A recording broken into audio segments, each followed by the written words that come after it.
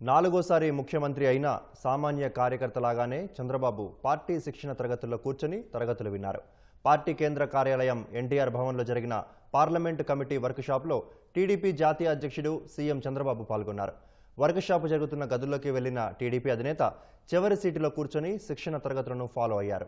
నూతనంగా ఎంపికైన parliament party అధ్యక్షులకు మాజీ మంత్రి ప్రత్తిపాటి పుల్లారావు నిర్వహించిన శిక్షణ తరగతికి చంద్రబాబు హాజరయ్యారు. నాయకులు చెప్పేది శ్రద్ధగా విని వర్క్షాప్ జరుగుతున్న తీరును పరిశీలించారు. ఇవాళ ఉదయం నుంచి పార్టీ కార్యాలయంలోనే ఉన్న మంత్రి లోకేష్ ప్రతి గదిలోకి వెళ్లి వర్క్షాప్లోని అన్ని బృందాల సభ్యులతో ముచ్చటించారు. 25 పార్లమెంటు కమిటీల నుంచి 1050 మంది సభ్యులు వర్క్షాప్కు హాజరయ్యారు. 4.5 దశాబ్దాల పార్టీ ప్రయాణం, పార్టీ భావజాలం, క్యాడర్ మేనేజ్మెంట్, కార్యకర్తలకు ప్రాధాన్యం వంటి అంశాలపై శిక్షణ తరగతులు నిర్వహించారు.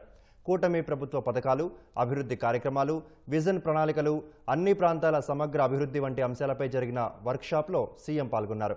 పార్టీ విధానాలు, ఆలోచనలు, సిద్ధాంతాలపై నాయకులతో సీఎం మాట్లాడారు. కూటమి ప్రభుత్వ విజయాలు, భవిష్యత్తు ఆలోచనలను వివరించారు.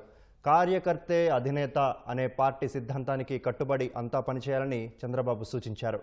సామాన్య కార్యకర్తగా చంద్రబాబు ఒదిగిపోయిన తీరు ఎంతో స్ఫూర్తిదాయకమని కార్యకర్తలు, నాయకులు అభిప్రాయపడ్డారు.